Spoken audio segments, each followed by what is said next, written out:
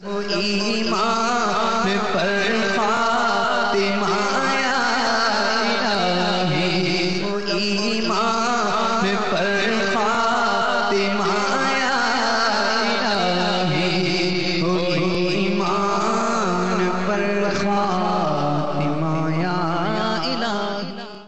الحمدللہ رب العالمین، الصلاة والسلام علی سید المرسلین، اما بعد فاعوذ باللہ من الشیطان الرجیم، بسم اللہ الرحمن الرحیم۔ الصلاة والسلام علیک یا رسول اللہ وعلی آلک وصحابک یا حبیب اللہ۔ الصلاة والسلام علیک یا نبی اللہ وعلی آلک وصحابک یا نور اللہ۔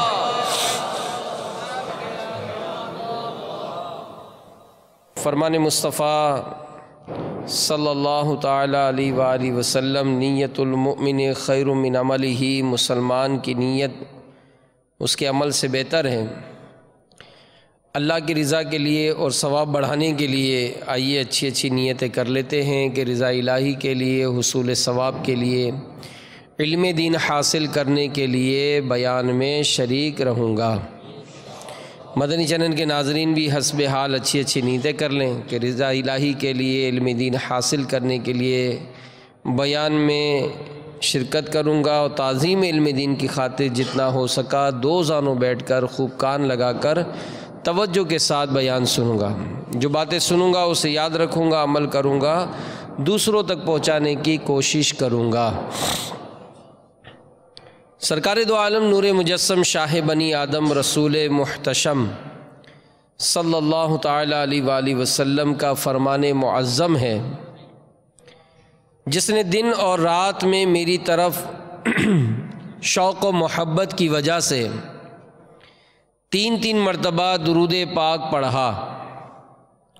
اللہ عز و جل پر حق ہے کہ وہ اس کے اس دن اور اس رات کے گناہ بخش دے۔ صلو علی الحبیب صلی اللہ تعالی علی محمد، توبوا الی اللہ، استغفر اللہ، صلو علی الحبیب صلی اللہ تعالی علی محمد۔ کہتے ہیں کہ ایک مرتبہ ڈاکوؤں کی ایک جماعت ڈاکہ زنی کے غرض سے کہیں سفر پر تھی۔ ایک مقام پر جب پڑاؤ کیا تو ڈاکوؤں کا سردار ایک درخت کے نیچے آرام کرنے کی غرض سے لیٹ گیا۔ سامنے اس کے درخت تھے۔ اس نے محسوس کیا کہ ایک ہرے بھرے درخت سے ایک چڑیا اڑتی ہے، اور وہ ساتھ ہی جو دوسرا سوکھا تنا تھا، جس سے کوئی پتے نہیں تھے، کوئی پھل نہیں تھے، کوئی شاخیں نہیں تھیں، صرف مطلب تنا تھا، تو اس تنے پر وہ جا کر بیٹھتی ہے۔ پھر وہاں سے اڑی اور ہرے بھرے درخت پر آئی۔ تھوڑی دیر کے بعد پھر اڑ کر اس سوکھے تنے پہ گئی۔ یہ عمل اس نے کئی مرتبہ کیا۔ تو ڈاکوؤں کے سردار کو بڑا تجسس ہوا کہ آخر معاملہ کیا ہے، یہ بار بار اس ہرے بھرے درخت سے اڑ کر اس سوکھے تنے پر کیا کرتی ہے جا کر۔ تو اسے رہا نہ گیا اور وہ اس سوکھے تنے پر چڑھا۔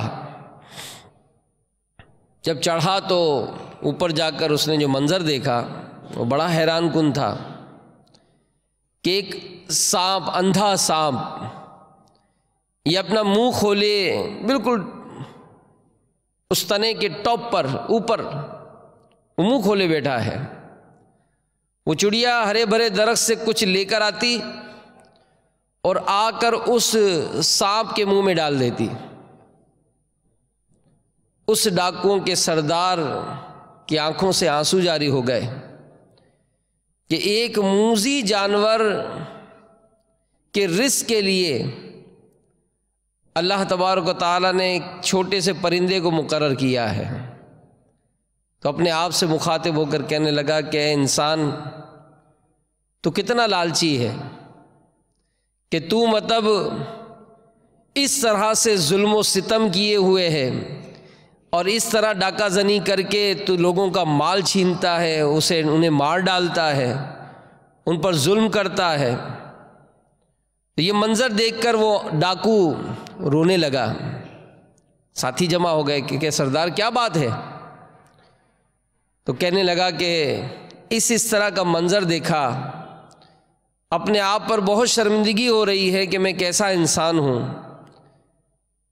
کہ جو نصیب مقدر میں مجھے ہے وہ تو رب نے مجھے دینا ہی ہے، تو میں آج سے اس ظلم و ستم اور اس ڈاکہ زنی سے میں توبہ کرتا ہوں۔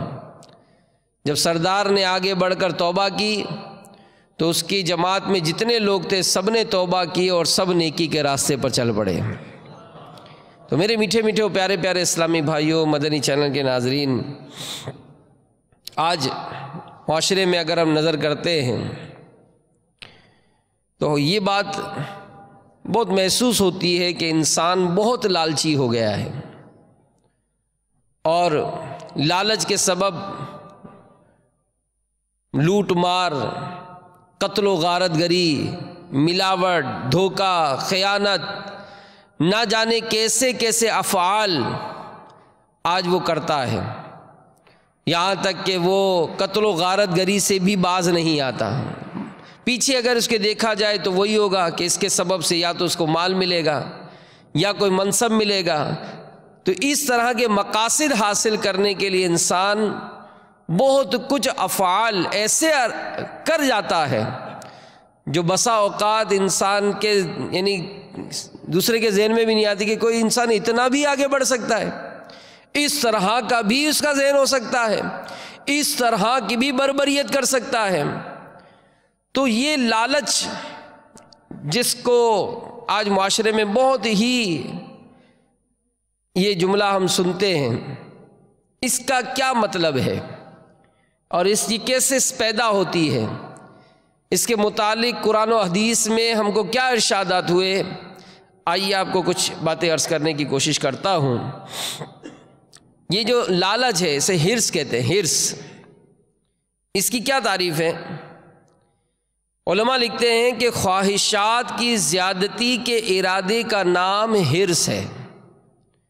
خواہشات کی زیادتی کے ارادے کا نام یہ ہرس ہے، اور بری ہرس یہ ہے، بری لالچ یہ ہے کہ اپنا حصہ حاصل کر لینے کے باوجود دوسرے کے حصے کی لالچ رکھے، یا کسی چیز سے جی نہ بھرنے اور ہمیشہ زیادتی کی خواہش رکھنے کو ہرس، اور ہرس رکھنے والے کو حریص کہتے ہیں، لالچ رکھنے والے کو لالچی کہتے ہیں۔ تو عام طور پر یہی سمجھا جاتا ہے کہ ہرس یعنی لالچ کا تعلق یہ مال و دولت کے ساتھ ہوتا ہے، حالانکہ ایسا نہیں ہے، کیونکہ ہرس جو ہے اس کی ہم نے تعریف سنی کہ کسی بھی شے کی مزید خواہش کا نام یہ ہرس ہے، اور وہ کچھ بھی چیز ہو سکتی ہے، یعنی چاہے مال ہو یا کچھ اور۔ چنانچہ اس کی تقسیم اگر ہم کرنا چاہیں تو علماء نے اس کی جو تقسیم کی ہے وہ یوں کی ہے کہ مال کی خواہش رکھنے والے کو مال کا حریص، مزید کھانے کی خواہش رکھنے والے کو کھانے کا حریص، اور نیکیوں میں اضافے کے تمنائی کو نیکیوں کا حریص کہا جائے گا، جبکہ گناہوں کا بوجھ بڑھانے والے کو گناہوں کا حریص کہیں گے۔ تو صدر شریعہ بدر الطریقہ مفتی محمد امجد علی اعظمی علیہ رحمۃ اللہ القوی لکھتے ہیں کہ لالچ اور حرص کا جذبہ خوراک، لباس، مکان، سامان، دولت، عزت، شہرت، الغرض ہر نعمت میں ہوا کرتا ہے۔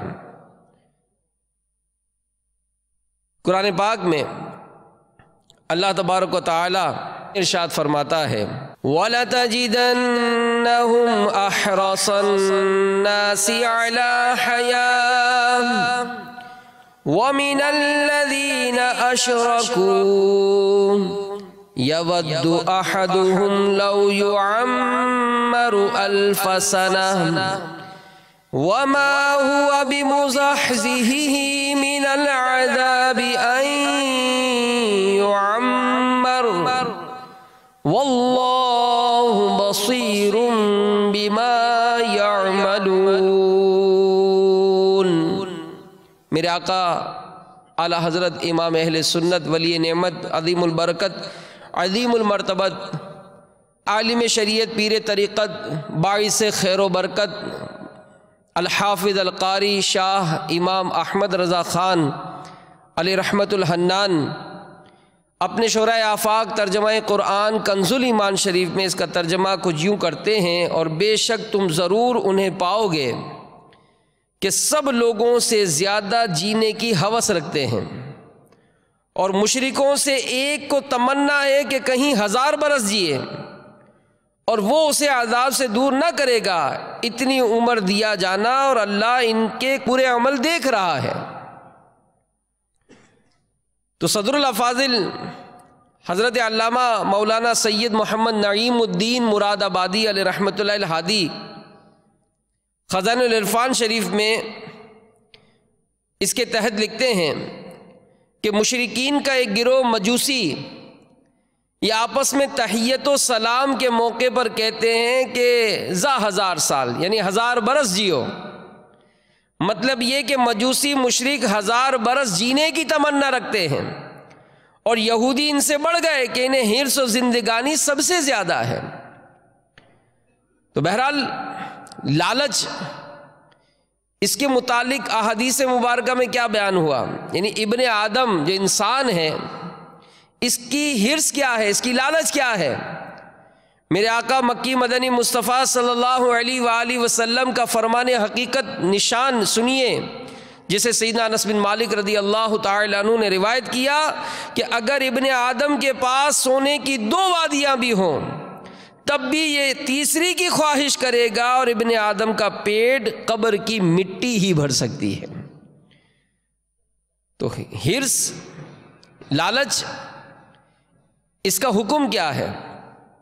دعوت اسلامی کے اشاعتی ادارے مکتبۃ المدینہ کی مطبوعہ 232 صفحات پر مشتمل کتاب حرص صفحہ 13 پر لکھا ہے کہ حرص کا تعلق جن کاموں سے ہوتا ہے ان میں سے کچھ کام باعث ثواب ہوتے ہیں اور کچھ باعث عذاب، جبکہ کچھ کام محض مباح یعنی جائز ہوتے ہیں، یعنی ایسے کاموں کے کرنے پر کوئی ثواب ملتا ہے، نہ ہی چھوڑنے پر کوئی عتاب ہوتا ہے۔ لیکن یہی مباح جائز کام اگر اچھی نیت سے کرے تو ثواب کا مستحق، اگر بری ارادے سے کرے تو عذاب نار کا حقدار ہو جاتا ہے۔ بہرحال میرے میٹھے میٹھے پیارے پیارے اسلامی بھائیوں، مدنی چینل کے ناظرین، وہ کہتے ہیں نا ہم کہ لالچ بری بلا ہے، بچپن سے سنتے آ رہے ہیں، اور اس ضمن میں جو کتابوں میں لکھا وہ یہ کہ یہ جو لالچ ہے نا یہ ہر ایک کے اندر ہے، یعنی انسانوں میں صرف یہ نہیں کہ مردوں میں لالچ ہوتی ہے، عورتوں میں بھی لالچ ہوتی ہے، صرف یہ نہیں کہ جناب جوانوں میں لالچ ہوتی ہے، نہیں بوڑھوں میں بھی لالچ ہوتی ہے، یہ نہیں کہ جناب یہ صرف لڑکوں میں ہوتی ہے، جوانوں میں ہوتی ہے، بوڑھے میں ہوتی ہے، نہیں یہ بچوں میں بھی ہوتی ہے، بلکہ یہاں تک کہ یہ حرص جو ہے نا یہ جانوروں میں بھی ہوتی ہے۔ اور جب لالچ کا مارا، اس لالچ کے معاملے میں جب وہ کہتے ہیں نا اندھا ہو جاتا ہے، اور بسا اوقات تو کہتے ہیں نا ہاتھوں ہاتھ ناک کٹتی ہے، تو کتابوں میں لکھا کہ ایک کتا، اس کو کہیں سے ہڈی مل گئی، اب جب ہڈی ملی تو منہ میں دابی اور چلا ایک مقام پر کہ کہیں کو ایسا مناسب مقام ملے کہ میں اسے کھاؤں، تو دریا کے کنارے منہ میں ہڈی دبائے وہ چلنے لگا۔ اچانک چلتے چلتے اس کی نظر اس نہر کے پانی پر پڑی، اب جیسے پانی کی طرف اس نے دیکھا تو محسوس ہوا کہ ساتھ ہی کوئی اور کتا بھی اس کے چل رہا ہے اور اس کے منہ میں بھی ہڈی ہے۔ اب اس کو لالچ پیدا ہوئی کہ یار یہ میرے پاس تو ایک ہی ہے، اگر اس کی ہڈی بھی چھین لوں تو دو ہو جائیں گے. تو وہ چلتے چلتے سوچنے لگا کہ چھین لینی چاہیے. تو پھر خیال ہوا کہ میرے پاس ایک ہے نا، یہی کھاتے ہیں. پھر چلنے لگا، جیسے پھر نظر پڑی، پھر ہڈی پر نظر پڑی، پھر خواہش پیدا ہوئی کہ یار یہ چھیننی چاہیے اس کی، میں ایک کیوں کھاؤں، دو کھاؤں گا. اب یہ برا ارادہ جو ہے نا اس کا بڑھتا گیا، یہاں تک کہ بالکل اٹل ہو گیا کہ جناب اب چھیننی ہے. اب جیسے ہی چھیننی ہے تو ظاہر ہے کوئی ڈرانا دھمکانا ہے اس کو، تو اس نے اس طرف منہ کر کے زور سے ہاؤ کیا. اب جیسے ہاؤ کیا تو وہ جو اس کے منہ کی ہڈی تھی نا وہ بھی پانی میں گر گئی، خالی ہو گیا. تو پتہ چلا کہ یہ لالچ جو ہے نا یہ اچھا فعل نہیں ہے، خاص کر یہ صفت جو ہے کہ بس کسی طرح میں دوسرے کا مال کھا جاؤں. اور ظاہر ہے اس طرح کے افعال جو اپناتا ہے، اگر وہ دکاندار ہے تو اپنی کیفیت پہ غور کر لے کہ اگر میں اپنی اللہ کی رضا پر راضی رہوں کہ میں نے دکان کھولی ہے، میں جائز طریقے سے جو کاروبار کروں گا، میرا جو نفع ہے، میرا جو رزق ہے وہ مجھے دیا جائے گا، تو کیا وہ دوسرے کی کاروبار کو دیکھ کر حسد کرے گا؟ وہ کبھی بھی حسد نہیں کرے گا. وہ کبھی بھی نہیں سوچے گا کہ یار اس کے پاس گاڑی کہاں سے آئی. وہ کبھی نہیں سوچے گا کہ اس نے بلڈنگ کیسے بنا لی. وہ کبھی نہیں سوچے گا کہ اس کے پاس ایسا اچھا موبائل کہاں سے آ گیا، یہ اچھی گھڑیاں کیسے پہن رہا ہے، اس کی جیب میں رقم کیوں ہوتی ہے، اس کے بچوں نے اچھے کپڑے کیوں پہنے ہیں، اس نے اپنے بچی کی شادی اتنی دھوم دھام سے کیسے کر دی. عورتیں کبھی بھی اگر یہ افعال، اگر یہ صفت، مذموم صفت دل میں نہ آئے تو وہ کبھی بھی دوسرے کی طرف نظر نہیں کریں گے کہ اس نے اچھے اچھے کپڑے کیسے پہنے، اس کے گھر میں اتنا اچھا اچھا فرنیچر کیسے آ گیا، اس نے جناب اپنے بچیوں کی شادی میں اتنا اہتمام کیسے کر لیا. نہیں، وہ دوسرے کی طرف نظر کر کے کڑتا نہیں ہے، کیونکہ جس کے نصیب میں جو ہے اس کو اس نے ملنا ہی ملنا ہے. اگر اس نے گاڑی میں سفر کرنا ہے تو آپ کا یہ جلنا، آپ کا یہ کڑنا، آپ کا یہ اس کے لیے برا سوچنا اس کو گاڑی سے اتار نہیں دے گا. اس کی اچھی بلڈنگ آپ کے سوچنے سے گر نہیں جائے گی. تو پتہ چلا کہ اگر یہ دل میں یہ انداز پیدا ہو جاتا ہے، یہ طریقہ پیدا ہو جاتا ہے، تو انسان کا سکون جو ہے نا وہ بسا اوقات چھن جاتا ہے. وہ ٹینشن میں آتا ہے کہ یار میں نے دکان صبح سب سے پہلے کھولی تھی مارکیٹ میں، یہ تو میرے بعد آیا تھا، لیکن جیسے اس نے دکان کھولی تو جناب اس کو تو اس کے دکان پہ تو رش لگ گیا. یہی مال میں تو بیچ رہا ہوں، میرے پاس ایسا رش کیوں نہیں ہے؟ تو بھائی اس نے اپنے نصیب میں 10,000 روپے کمانے لکھے ہیں، اس کے لکھے ہیں، وہ اس کو ملنے ہیں. آپ کے نصیب میں 1,000 روپے لکھے، آپ کو وہی ملیں گے. تو اللہ کی جو تقسیم ہے، بندہ اگر اس پہ راضی ہو جائے تو یہ جو ہے نا یہ بری عادت یہ پنپتی نہیں ہے. اور ظاہر ہے اس کے لیے علم ہو تو مدینہ کہ علم ہو تو انسان اپنا ذہن بناتا ہے. اور ذہن کیا بناتا ہے کہ یار اس کو اگر مال ملا، دیا کس نے دیا؟ اللہ نے دیا. اس کو گاڑی کس نے دی؟ اللہ نے دی. اس کی اچھا گھر کیسے تعمیر ہو گیا؟ اللہ نے اس کو دیا. اس کے بچوں کی شادیاں اچھے انداز سے ہو گئی، کیسے ہو گئی؟ اللہ نے اس پر کرم کیا.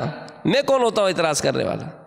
تو جب یہ انداز اختیار ہوگا تو میرے میٹھے میٹھے اسلامی بھائیوں، ہماری زندگی یہ بڑی پرسکون گزرے گی. ورنہ انسان تو کہتا ہے نا کسی حال میں خوش رہتا ہی نہیں ہے. کہ میرے آقا مکی مدنی مصطفیٰ صلی اللہ تعالی علیہ وآلہ وسلم کا ہم نے فرمان سنا کہ ابن آدم کے پاس سونے کی 2 وادیاں بھی ہوں تب بھی یہ تیسری کی خواہش کرے گا. اور پیٹ کب بھرے گا؟ فرمایا ابن آدم کا پیٹ قبر کی مٹی ہی بھر سکتی ہے. تو بہرحال میرے میٹھے میٹھے پیارے پیارے اسلامی بھائیوں، مدنی چینل کے ناظرین، اللہ تعالی ہمیں اس بری صفت سے، بری لالچ سے بچائے. تو بنیادی طور پر حرص کی 3 قسمیں بنتی ہیں. نمبر 1، حرص محمود یعنی اچھی حرص، اچھی لالچ. حرص مذموم یعنی بری لالچ. حرص مباح یعنی جائز حرص. لیکن اگر اس حرص میں یعنی جائز مباح حرص میں اچھی نیت ہوگی تو یہ حرص محمود بن جائے گی، اور اگر بری نیت ہوگی تو مذموم بن جائے گی. تو اب اس کی تفصیل سنیے، اپنا ذہن بنانے کی کوشش کیجئے۔ اگر ہمارا ٹریک، ہماری راہ غلط ہے اس کو سیدھا کر لیجئے۔ اپنے بچوں کی بھی اسی نہج پہ تربیت کیجئے کہ وہ مطلب اس طرح کا ذہن نہ بنائیں۔ بعض اوقات بچے ہوتے ہیں کہ بچے اس طرح کی ضد کرتے ہیں کہ اس کے گھر میں ایسا کیوں ہے، اس کے گھر میں ایسا کیوں ہے۔ تو یہ والدین اور سرپرست کی ذمہ داری ہوتی ہے کہ بجائے اس کے کہ ہم اس کے سامنے اپنے بھائیوں کو، بہنوں کو، رشتہ داروں کو، پڑوسیوں کو کوٹنے کے بجائے ہم ان کو اللہ کی رضا پر راضی رہنے کا ذہن دیں، تربیت دیں ان کی۔ تو پتہ چلا کہ حرص کی مذکورہ تقسیم، یعنی 3 جو تقسیم ہیں، اس سے معلوم ہوا کہ ہر حرص بری نہیں ہوتی، بلکہ حرص کی اچھائی یا برائی کا انحصار اس شے پر ہے جس کی حرص کی جا رہی ہے۔ لہذا اچھی حرص کی اچھی اور بری کی حرص بری ہوتی ہے، مگر اچھائی یا برائی کی طرف جانا یہ ہمارے ہاتھ میں ہے۔ اچھائی یا برائی کی طرف جانا یہ ہمارے ہاتھ میں ہے۔ سب سے پہلے یہ جاننا بے حد ضروری ہے کہ کن کن چیزوں کی حرص محمود ہے، اچھی ہے، تاکہ اسے اپنایا جائے، اور کون کون سی اشیاء کی حرص جو ہے یہ مذموم ہے، بری ہے، تاکہ اس سے بچا جائے۔ تو اس کی وضاحت توجہ سے سنیں گے تو انشاءاللہ عز و جل سمجھ میں آئے گی۔ رضا الہی کے لیے کیے جانے والے نیک کام انشاءاللہ عز و جل یہ انسان کو جنت میں لے جائیں گے، اور جنت میں ہم سب نے جانا ہے نا؟ کس کس نے جانا ہے؟ سب نے جانا ہے انشاءاللہ، آقا کے پیچھے پیچھے انشاءاللہ جنت میں بھی جائیں گے انشاءاللہ۔ تو لہذا نیکیوں کی حرص محمود یعنی پسندیدہ ہوتی ہے، مثلا نماز، روزہ، حج، زکوٰۃ، صدقہ و خیرات، تلاوت، ذکر اللہ، درود پاک، حصول علم دین، صلہ رحمی، خیر خواہی، نیکی کی دعوت عام کرنا، یہ محمود حرص ہے، اچھی حرص ہے کہ انسان کے اندر جذبہ ہو کہ میں 5 وقت باجماعت نماز پڑھوں گا، اذان ہوگی تو میں اذان کا جواب دوں گا۔ یہ توجہ ہو نا، جس کو پتہ ہو کہ ان قریب اذان ہونے والی ہے، اور اگر میں اذان کا جواب دوں گا تو مجھے 30 لاکھ نیکیاں ملیں گی۔ اب بتائیں، جس کو یہ پتہ ہو کہ 1 گھنٹے بعد مجھے ایک گاہک ملے گا جس سے میں 30 لاکھ کما سکوں گا، کیسا انتظار ہوگا؟ تو اب اگر بندے کو یہ اندازہ ہے کہ میں اس قدر جو ہے وہ نیکیاں ان قریب پانے والا ہوں، کیا وہ غفلت کرے گا؟ توجہ کرے گا، انتظار کرے گا؟ پھر پہلی صف اس کو پانے کی حرص یہ کس کو ہوتی ہے کہ مسجد میں ہونے کے باوجود بھی پیچھے بیٹھتے ہیں کہ جناب ہوا آ رہی ہے، تو ہوا تو آ رہی ہے، ہوا تو کھاتے ہی رہتے ہیں، ابھی تو ثواب کمانا ہے کہ پہلی صف کی جو فضیلت ہے وہ دوسری صف میں نہیں ہے، وہ پیچھے رہنے میں نہیں ہے، تو پہلی صف کی فضیلت زیادہ۔ اب یہ سارے انداز اگر اختیار کیے جائیں، نماز کے بعد تسبیح فاطمہ پڑھی جائے، ذہن ہو کہ انشاءاللہ عز و جل پیر شریف کو میں روزہ رکھوں گا، تو یوں اگر اپنا ایک زندگی کا ایک ٹریک بنائیں، اور پھر اللہ نصیب کرے دعوت اسلامی کے اسلامی بھائی کہاں نہیں، میں مدنی چینل کے ناظرین کو بھی عرض کروں گا، آپ خود غور کریں اور سوچیں، آپ کے محلے میں مسلمانوں کی تعداد کتنی؟ آپ کہیں گے 5000، ٹھیک ہے، آپ کے علاقے کی مسجد میں نمازیوں کی گنجائش کتنی؟ 500۔ 5000 رہنے والے 500 کی نماز کی جگہ کیا کریں گے؟ آئیے دعوت اسلامی کا ساتھ دیجئے، اسلامی بھائیوں کے ساتھ مل کر جہاں شرعاً اجازت ہو وہاں پر مسجد قائم کیجئے، مسجد بنائیے، اس کو آباد کیجئے۔ آپ خود سوچیں کہ ہم نے قرآن نہیں پڑھا، کیوں نہیں پڑھا؟ کوئی پڑھانے والا نہیں تھا، کسی نے کوشش نہیں کی۔ آج دعوت اسلامی کے اسلامی بھائی آپ کو مسجد مارکیٹ، دکان، مدرسۃ المدینہ بالغان پڑھنے کی دعوت دیتے ہیں۔ کیا دن بھر میں 40 منٹ نہیں نکال سکیں گے کہ 40 منٹ نکال کر میں درست مخارج کے ساتھ قرآن پڑھنا سیکھ لوں، اور پھر جب سیکھوں تو میں دوسروں کو سکھاؤں؟ کیا یہ جذبہ میرے اندر بڑھ نہیں سکتا ہے؟ کیا میں اپنے اسلامی بھائی کو اپنا گھر ہی پیش نہ کر دوں کہ بھائی آپ ترکیب بنائے اور میرے گھر میں آئے، میں انشاءاللہ پڑوس کے 10-12 افراد کو جمع کروں گا، ہم سب کو آپ قرآن پڑھائیں، ہمیں قرآن پڑھائیں، پھر ہم دوسروں کو پڑھائیں گے۔ اس طرح سے یہ قرآن کی تعلیم کا سلسلہ عام ہوتا جائے گا۔ آپ آگے بڑھیں، بچوں کی طرف نظر کریں، آپ کے محلے میں، آپ کی گلی میں، آپ کے پڑوس میں، خود آپ کے گھر میں آپ کے بچے بھی قرآن پڑھنا نہیں جانتے، ان کے پاس دینی تعلیم نہیں ہے، کیسے قائم ہوگا؟ آئیے دعوت اسلامی کا ہاتھ مضبوط کیجئے۔ آج الحمدللہ کم و بیش پورے پاکستان میں ہی، صرف پاکستان میں 2050 مدارس المدینہ دعوت اسلامی قائم کر چکی ہے۔ 1 لاکھ سے زیادہ مدنی منیاں قرآن کی تعلیم حاصل کر رہے ہیں۔ آپ کیا بھی بن سکتا ہے، لیکن بسا اوقات اس میں کمزوری ہوتی ہے۔ کیوں؟ کہ مدرسہ بنے گا، پڑھائے گا کون؟ مدرسہ بنے گا، چلائے گا کون؟ اب اس میں بسا اوقات انسان خود اپنے طور پر نہیں میں چلاؤں گا، میں بڑھاؤں گا، پھر کیا ہوتا ہے کہ جس کو قرآن پڑھنا نہیں آتا اس کو قرآن پڑھنے پہ لگا دیتے ہیں، اور یہ نادان جو قرآن پڑھا رہا ہے اس کو اتنی توفیق نہیں کہ یہ کسی عالم کو اپنا قرآن سنائے تو صحیح، اجازت تو لے کہ جناب میں قرآن پڑھا سکتا ہوں کہ نہیں، کیونکہ یہ بھی بڑا مسئلہ ہے۔ ہر داڑھی والا، ہر ٹوپی والا یہ قرآن درست پڑھ لے ضروری نہیں ہے۔ دعوت اسلامی نے اس کا پورا نظام بنایا ہے کہ جب تک ہمارے ان امتحانات کو پاس نہیں کریں گے آپ کو مدرسۃ المدینہ پڑھانے کی اجازت نہیں ہے۔ آپ امامت کرنا چاہتے ہیں، دعوت اسلامی نے ایک پورا نظام بنایا ہے جس کے تحت امامت کورس کرایا جاتا ہے کہ آپ پہلے امامت کرانے کی اہلیت یہ پیدا کریں، آپ اس کے ٹیسٹ دیں، آپ شرعی تقاضے پورے کریں، اس کے بعد مصلی پر آپ کھڑے ہوں کہ اگر اس چیز کو نہیں سیکھا اور آپ نے نمازیں پڑھانا شروع کی تو ایسا نہ ہو کہ اپنی نمازوں کے ساتھ ساتھ دوسروں کی نمازیں بھی برباد کریں۔ تو بعض اس میں بڑے جذباتی ہوتے ہیں کہ نہیں جناب ہمارے پاس مسجد کی خدمت ہے، ہم جناب مسجد میں جناب مدرسہ قائم کریں گے۔ ارے میرے بھائی، یہ مسجد اللہ کا گھر ہے، یہ آپ کا گھر نہیں ہے۔ آپ اس میں مدرسہ بنانے چلے ہیں، ذرا مفتی صاحب سے اجازت تو لیں کہ اس میں مجھے مدرسہ بنانے کی اجازت بھی ہے کہ نہیں ہے۔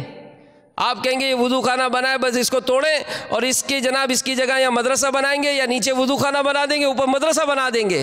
پہلے اس کی شرعی رہنمائی لی جاتی ہے۔ کیوں؟ اس لیے کہ یہ وقف کی جگہ ہے، اس جگہ پر آپ اپنی اٹکل سے، اپنی سوچ سے، اپنی چاہت سے آپ کام نہیں کر سکیں گے۔ آپ کو شریعت کی لگام ڈلی ہوئی ہے، آپ پر لازم ہے کہ آپ اس کے شرعی احکام جانیں اور اس کے مطابق اس کی تعمیرات کریں۔ اس کے لیے اللہ کی رحمت ہے، دعوت اسلامی نے دارالفتاء اہل سنت قائم کی ہے، اور آپ دیکھیں اللہ نے کیسی برکت دی دعوت اسلامی کو کہ دنیا نے آج نیٹ کا جو چاہے وہ غلط استعمال بھی کیے، لیکن الحمدللہ آج ہمارے دارالفتاء میں مفتیان کرام کو نیٹ کے ذریعے دوسرے ممالک کی جگہیں دکھائی جاتی ہیں کہ حضور دیکھیں یہ مسجد آپ کو نظر آ رہی ہے، اس مسجد میں یہاں یہ بنا ہوا ہے، کیا ہم کو شرعاً اجازت ہے کہ ہم اس جگہ پر یہ چیز بنا لیں؟ پوچھا جاتا ہے۔ سمجھاؤ کہ سمجھانا مسلمان کو فائدہ دیتا ہے، تو میں آپ کو دعوت پیش کرتا ہوں۔ آپ تو پاکستان میں ہیں، اگر بیرون ملک ہیں فون اٹھائیے، آپ فون کے ذریعے مفتی صاحب سے رابطہ کر سکتے ہیں، آپ نیٹ کے ذریعے رابطہ کر سکتے ہیں، لیکن خدا را اپنے لیے وہ کام کیجئے گا جو ثواب جاریہ ہو۔ جی ہاں، اگر آپ نے اپنی اٹکل سے کہ جناب مجھے فلاں مولانا صاحب نے کہا تھا، فلاں امام صاحب نے کہا تھا، تو ہر امام، ہر مولانا یہ عالم یا مفتی نہیں ہوتے، اور امیر اہل سنت بارہا ہماری تربیت فرماتے ہیں کہ آپ دارالفتاء کے مفتیان کرام سے رابطہ کریں، اور دارالفتاء اہل سنت یہ دعوت اسلامی کے قائم کردہ ہے، تو جو اگر ممکن ہو دعوت اسلامی کے دارالفتاء سے جہاں رابطہ ہو سکتا ہے وہاں کیجئے، ورنہ علماء حق، علماء اہل سنت سے رابطہ کیجئے اور ان کے ذریعے سے رہنمائی لے کر آپ قائم کیجئے۔ ورنہ کئی مقامات پر ایسا ہوا کہ مسجدوں کی جگہوں پر مدرسے بنا دیے گئے، مدرسوں کی جگہ پر مسجدیں بنا دی گئی، شرعی احکامات کی پابندی نہیں ہوتی۔ تو اگر ہم چاہتے ہیں اور چاہنا چاہیے، یہی محمود ہے، یہی پسندیدہ ہے کہ ہم اپنے لیے وہ کام کریں جو شریعت میں جائز ہو، تاکہ میرے مرنے کے بعد بھی مجھے اس سے ثواب ملتا رہے۔ تو بہرحال آپ کو دعوت ہے کہ آپ مدارس کے قیام کے لیے، جامعات کے قیام کے لیے، مساجد کے قیام کے لیے آپ دعوت اسلامی کا ساتھ دیجیے، اپنے بچوں کو بھی مدرس کورس کرائیے، اپنے بچوں کو امامت کورس کرائیے، اپنے بچوں کو بھیجیے دعوت اسلامی کے مراکز میں، انہیں مدنی تربیتی کورس کرائیے۔ جب آپ کا ہی بچہ امامت کے مصلی پر کھڑا ہوگا، خطبہ دے رہا ہوگا، نماز جمعہ ادا کرا رہا ہوگا، کہیں تراویح پڑھا رہا ہوگا، آپ کے دل میں کتنی خوشی داخل ہوگی۔ تو بہرحال یہ کام سارے کرنے کے لیے اپنا ذہن بنائیں اور اپنے بچوں کا بھی ذہن بنائیں، تو اللہ کرے یہ نیکیوں کی حرص یہ قائم ہو جائے کہ ہم یہ چاہتے ہیں کہ میری ایک دکان یہ 2 دکانیں ہو جائیں، 2 دکانیں یہ 10 دکانیں ہو جائیں، میرا ایک چھوٹا گھر بڑا گھر بن جائے۔ تو اپنے نام سے کوئی مسجد بھی تو بنا لینا، نام سے مراد اپنی کوششوں سے کوئی اللہ کا گھر بھی تعمیر کرا لیں، کہیں کوئی وضو خانہ ہی بنوا دیں، کہیں کوئی سہولیات ہی فراہم کروا دیں۔ دعوت اسلامی اللہ کی رحمت سے یہ سارے شعبے قائم کر چکی ہے۔ خدام المساجد کے ذریعے مساجد بنائی جا رہی ہیں، مدارس المدینہ کی مجلس کے ذریعے مدرسے قائم کیے جا رہے ہیں، جامعۃ المدینہ کے ذریعے جامعات قائم کی جا رہی ہیں۔ شریعت کے تقاضے پورے کرتے ہوئے اگر اسکول کی تعلیم دینی ہے، دعوت اسلامی دارالمدینہ قائم کر رہی ہے۔ اب ہر ایک کی خواہش ہوتی ہے کہ دارالمدینہ قائم ہو جائے، بس دارالمدینہ کیسے قائم ہوگا؟ آپ میں سے کون ہے جو اس دارالمدینہ کے قیام کے لیے اپنی کوششیں دے گا؟ خالی بلڈنگ دینے سے نہیں ہوگا، خالی پیسہ دینے سے نہیں ہوگا، وہ کون سا فرد ہے جو آگے بڑھ کر کہے کہ اس کے سارے تقاضے میں پورے کروں گا؟ تاکہ یہ پورا اس کا ایک کام ہے جو ہمیں آگے لے کر چلنا ہے۔ تو اللہ تعالی ہم سے بھی دین کی خدمت لے لے، یہ دعا کیا کریں کہ اللہ اپنے دین کی خدمت کے لیے تو ہمیں قبول فرما۔ مسلمانوں کی جو حالتیں ہیں یہ ہمارے سامنے ہیں، ہمیں بہت کام کرنا ہے تاکہ مساجد، مدارس، جامعات اور شریعت کے تقاضے پورے کرتے ہوئے اسکول یہ سب قائم کر کے ہم دین اسلام کا ایک حقیقی جو روپ ہے وہ دنیا کو دکھائیں۔ اور الحمدللہ جب دعوت اسلامی کے اس انداز کو دیکھا، دعوت اسلامی کے اس طریقے کو دیکھا، دعوت اسلامی کی عاشقان رسول کی صحبت میں جب غیر مسلموں نے آ کر اپنے آپ کو دیکھا تو کیا دیکھا؟ پھر ہم نے ایک کلمہ پڑھ کر وہ مسلمان ہو گئے۔ تو اللہ تعالی ہمیں بھی نیکیوں کی حرص نصیب فرمائے۔ تو بہرحال اسی طرح گناہوں کی حرص کہ یہ بھی لالچ پیدا ہوتی ہے، انسان کو بڑی اس میں ایک لذت ملتی ہے۔ وہ دیکھے، غور کرے کہ میرے پاس سارے میرے ذہن میں پلان ہوتے ہیں کہ کون سے وقت میں کون سا پروگرام آتا ہے، میں اس کو دیکھوں گا، میں اس کو کروں گا۔ کون سے ایسے برائیوں کے اڈے ہیں جہاں میری اس گناہ کی لذت کو پورا ہوتا ہے، میں ان تمام ان اڈوں پر جاؤں گا۔ وہ کون سے لوگ ہیں کہ جن کی صحبت میں گناہوں بھرے معاملات جو ہے وہ کرنا آسان ہو جاتے ہیں، میں ان کی صحبتیں پاتا ہوں، مجھے اس میں لذت ملتی ہے۔ تو اپنے آپ کو ڈرائیں اور اللہ کی بارگاہ میں توبہ کریں۔ کیوں کہ یہ گناہوں بھری زندگی، گناہوں بھری صحبت، برے دوستوں کی صحبت، اس کی سب سے بڑی نحوست یہ ہے کہ بندے کا ایمان ضائع ہو جاتا ہے۔ تو اللہ تعالی ہم سب کو گناہوں سے محفوظ فرمائے، گناہوں بھری صحبتوں سے بچائے۔ پھر اسی طرح مباح جائز حرص، مثلا دولت اکٹھی کرنا، کھانا پینا، سونا، مکان بنانا، تحفہ دینا، عمدہ یا زائد لباس پہننا، بہت سارے کام ایسے ہیں جو مباح جائز ہیں، کریں تو ٹھیک، نہ کریں تو گناہ بھی نہیں ہے، لیکن اگر اچھی نیت کے ساتھ کریں گے تو اب آپ کا یہ فعل کرنا کار ثواب ہو جائے گا۔ جیسا کہ اس کی مثال یوں دی امیر اہل سنت نے، بلکہ فتاوی رضویہ شریف میں میرے آقا اعلی حضرت نقل کرتے ہیں کہ ایسا جائز عمل جس کا کرنا نہ کرنا یکساں ہو، یعنی مباح ہو، نیت حسن یعنی اچھی نیت سے مستحب ہو جاتا ہے۔ جیسے عطر لگانا، یہ ایک مباح کام ہے جس پر اچھی نیتیں کر کے ثواب کمایا جا سکتا ہے۔ جیسا کہ شیخ عبدالحق محدث دہلوی علیہ رحمہ لکھتے ہیں کہ مباح کاموں میں بھی اچھی نیت کرنے سے ثواب ملے گا۔ مثلا خوشبو لگانے میں اتباع سنت کرے، ان کی نیت کرے کہ میں سنت پر عمل کر رہا ہوں۔ پھر مسجد جائیں گے تو تعظیم مسجد کی نیت بھی کی جا سکتی ہے۔ خوشبو لگانے سے دماغ کو فرحت ملتی ہے تو یہ نیت بھی کر سکتے ہیں۔ اپنے اسلامی بھائیوں سے ناپسندیدہ بو دور کرنے کی نیت ہو تو ہر نیت کا الگ الگ ثواب ملے گا۔ اب یوں اچھی اچھی نیتیں ہم کر سکتے ہیں لگانے سے پہلے تو ہمیں ثواب ملے گا، لیکن خوشبو لگانے میں اکثر شیطان غلط نیت میں مبتلا کر دیتا ہے۔ جیسے میں اچھی خوشبو لگاؤں گا نا تو جس کے پاس سے گزروں گا وہ مڑ کر دیکھے گا، یار یہ کون گزرا، اتنی اچھی خوشبو لگائی ہے۔ کوئی مجھ سے پوچھے گا بھائی کہاں سے خریدی آپ نے؟ اب اگر یہ بری نیت ہے کہ میں لوگوں کی تعریف حاصل کروں گا، لوگوں کے سامنے ذرا میری وزن ہو جائے گا کہ واہ بھائی واہ بڑی مہنگی خوشبو لگائی ہے، اب اس طرح کی اگر بری نیتیں ہیں تو حجت الاسلام سیدنا ابو حامد امام محمد بن محمد غزالی علیہ رحمۃ اللہ الوالی کا فرمان عالی ہے کہ اس نیت سے خوشبو لگانا کہ لوگ واہ واہ کریں یا قیمتی خوشبو لگا کر لوگوں پر اپنی مالداری کا سکہ بٹھانے کی نیت ہو تو ان صورتوں میں خوشبو لگانے والا گناہگار ہوگا، اور خوشبو بروز قیامت مردار سے بھی زیادہ بدبودار ہوگی۔ توبوا الی اللہ استغفر، توبوا الی اللہ، توبوا الی اللہ استغفر اللہ۔ تو بہرحال میرے میٹھے میٹھے اور پیارے پیارے اسلامی بھائیوں، کاش نیکیوں کی ہرس ہماری بڑھ جائے، نیکیوں کی ہرس ہماری بڑھ جائے اور گناہوں کی ہرس یہ کمی نہیں بلکہ ختم ہو جائے۔ ہم ایسے ستھرے ایسے نیک بن جائیں کہ اللہ ہم سے راضی ہو جائے، اور راضی ہو کر قیامت کے دن ایسا راضی ہو کہ محبوب کی شفاعت کے صدقے بلا حساب و کتاب جنت میں داخلہ نصیب ہو جائے۔ جی ہاں، قیامت کے دن کئی خوش نصیب ایسے ہوں گے جنہیں بلا حساب و کتاب یہ جنت میں داخل کیا جائے گا۔ اے مولا ان خوش نصیبوں میں ہمیں بھی شامل فرما دے۔ تو گناہوں سے کی ہرس سے بچنے کے 3 علاج۔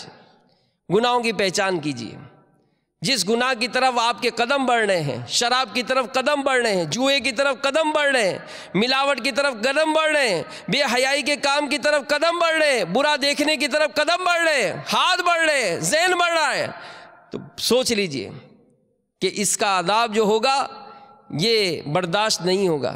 بے حیائی کے کاموں کی طرف دیکھنے کی طرف اگر آنکھیں بڑھ رہی ہیں تو تصور کریں کہ وہ دیکھے جو اللہ نے منع کیا، تو ایسے شخص کی آنکھوں میں قیامت کے دن آگ کی سلائی پھیری جائے گی۔ کیا ہم کو برداشت ہے؟ یقیناً نہیں ہے۔ معمولی سا ذرہ اگر آنکھوں میں پڑ جاتا ہے، اس تکلیف کو برداشت نہیں کر پاتے تو آگ کیسے برداشت ہوگی؟ تو اسی طرح ہم ان چیزوں کو سوچیں اور غور کریں کہ میں جو افعال کر رہا ہوں، یہ فرشتے جو نیکیاں اور برائیاں لکھتے ہیں، یہ سب ان کو لکھنی پڑتی ہیں۔ اللہ و رسول عز و جل و صلی اللہ علیہ وآلہ وسلم کو ایسا بندہ ناراض کرتا ہے، تمام انسانوں سے خیانت اور رب العالمین عز و جل کی نافرمانی کرتا ہے۔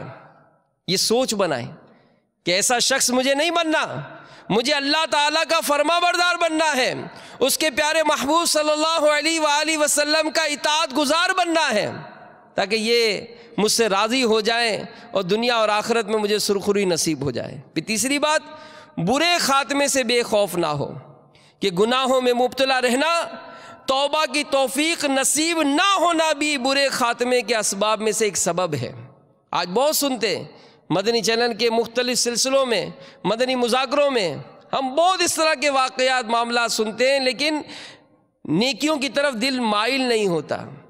کوشش کریں، روئیں، رب کی بارگاہ میں گڑ گڑائیں کہ مولا گناہ کر کر کے دل سخت ہو گیا، اے مولا اس دل کو نرم فرما دے اور مجھے گناہوں سے سچی نفرت عطا فرما دے، مجھے ایسا بندہ بنا دے جیسا بندہ تجھے پسند آتا ہے۔